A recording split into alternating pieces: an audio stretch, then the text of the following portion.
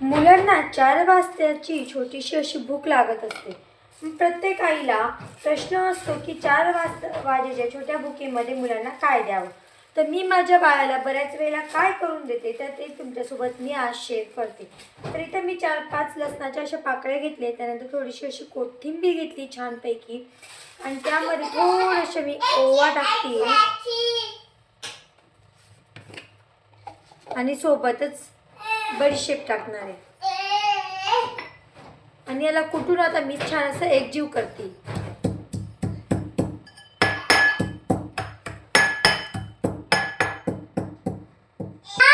हे छान असं कुटून आपलं एकजीव झालंय. आता मी यात बेसन घेते. यात मी आता छान असं बेसन घेणार आहे.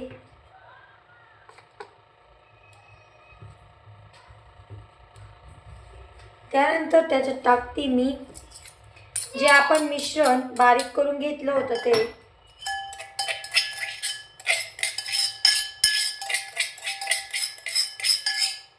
आणि सोबतच टाकणार आहे थोडंसं तिखट चव येण्यासाठी, हळद पावडर आणि चवीनुसार नमक.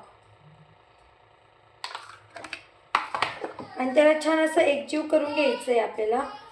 थोडं थोडंसं पाणी टाकून त्याचं छान असं आपल्याला बॅटर बनवून घ्यायचं आहे.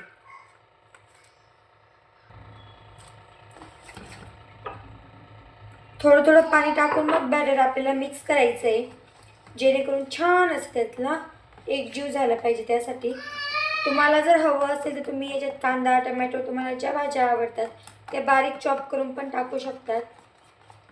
मी आता काही टाकणार नाही कारण मला थोडं आता काम आहे, त्यामुळे मला हे फास्टमध्ये बनवून द्यायचं आहे आणि लगेच मला कामाला सुरुवात करायची म्हणून. तर बॅटर छान असं आपलं तयार झालेलं आहे. असं त्याचा थिकनेस असला पाहिजे.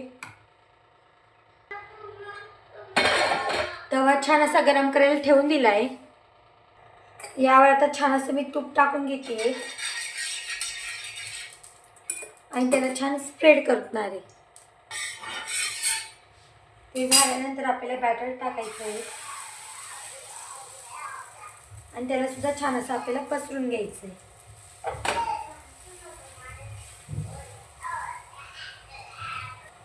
एक बाजू कोरडी होत आली की साईडने थोडंसं तूप टाकायचं वरून सुद्धा. उलटून दोघं बाजूने छान असं भाजून घ्यायचंय. आपली बेसन पोळी तयार आहे. हे घे बेटा. खूप छान आहे. टेस्टी आवडलं.